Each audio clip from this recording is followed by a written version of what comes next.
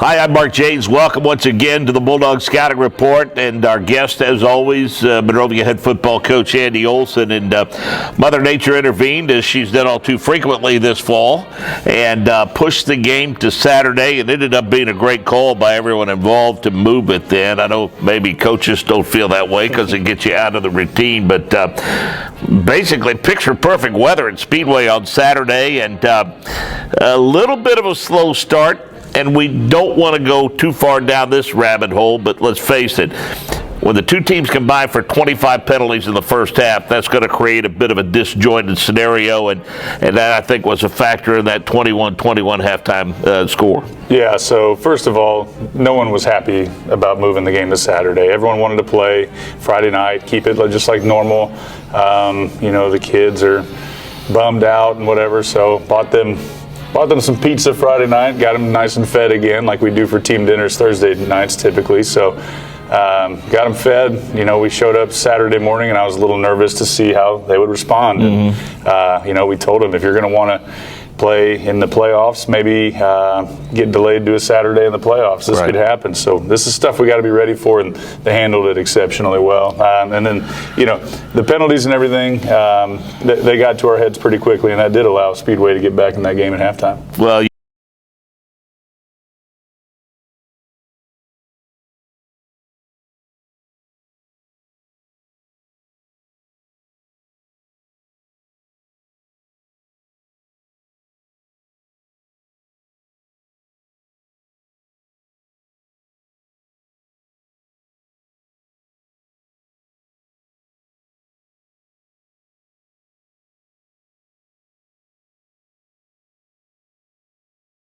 They did an exceptional job of leading that and relaying the message to everybody. And offensively, it was great. Defensively, they completely locked it down.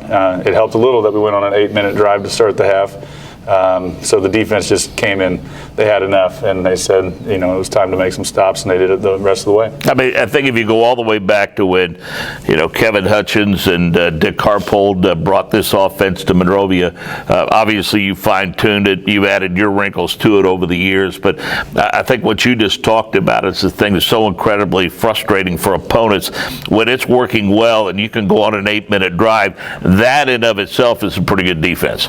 Yeah, and it's something so new to Monrovia as a whole, but simply just being able to change the play at the line too. Defenses do a lot of different things to us, so being able to change the play to any 30 of the plays that we have on our play sheet is a huge advantage for us. 30. I think I called 5 plays when I was a JV coach in 2009. So that's pretty impressive. So, well, no rest for the weary, and a big week coming up for sure.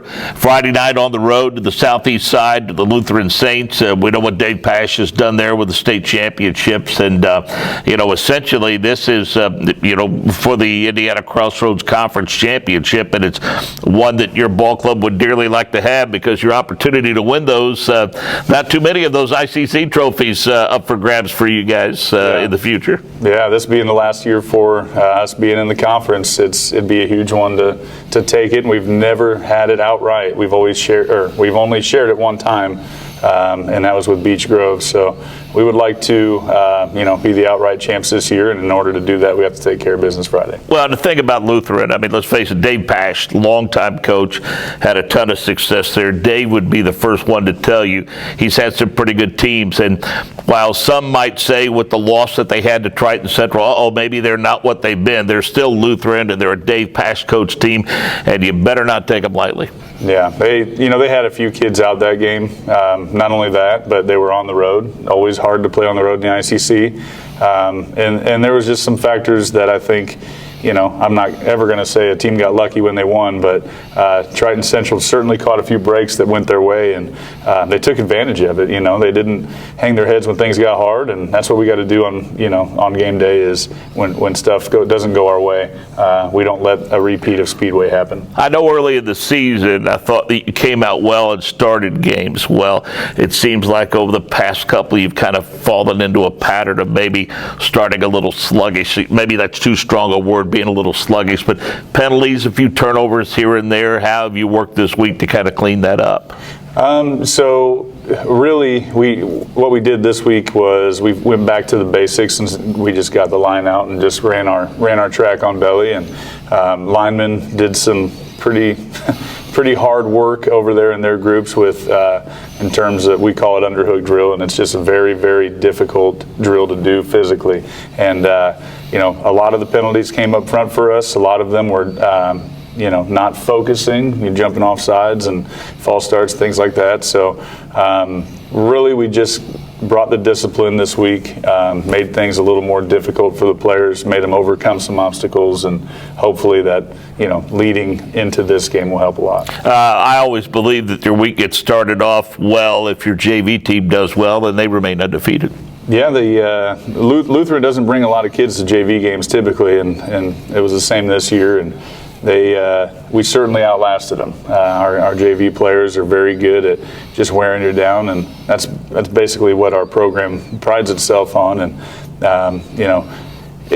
the game lasted a very long time because Lutheran likes to throw the ball, and our defense was fortunate enough to make a lot of incompletions. So it was good for them to play that long of a game and be successful for the entire game. It'd be nice if varsity took a page out of their book and put a whole game together like that. Well, getting back to Friday night, what are your keys other than outscoring them to doing well Friday night at Lutheran? So like I said before, they don't have a ton of guys. They got a lot of two-way guys like we have. So, jumping on them early and getting them tired, making them play from behind is a big thing that we need to focus on. It seems like every time we play Lutheran, they get out to a hot start, and then we're playing from behind, and it's hard to catch up with offenses like theirs. So get ahead of them early, and hopefully we just stay on them and keep hitting all night long. Well, a couple of ranked schools, a couple of conference rivals, and a lot of Indianapolis television stations already heard they're going to be there shooting highlights that'll be on their shows, including our friends at Wish TV that provide highlights each and every week. So be there 7 o'clock Friday night to kickoff time at Lutheran, and as we say, all you got to do is outscore them, right? Absolutely. All right, thanks, Coach. Appreciate it. Go Dogs.